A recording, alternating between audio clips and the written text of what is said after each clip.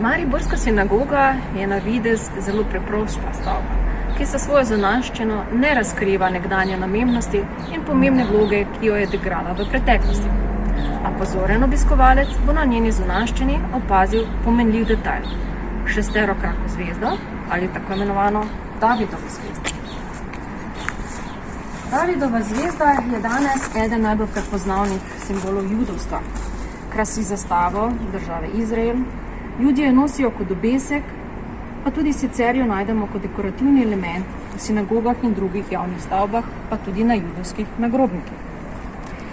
Zdi se, da v zgodnejšem obdobju judovstva ta zvezda ni igrala neke pomembnejše vloge in tudi ne veste, kakšna je bila njena prvotna simbolika. Šele v 19. stoletju je pa postala vsesplošno prepoznaven znak in simbol judovstva.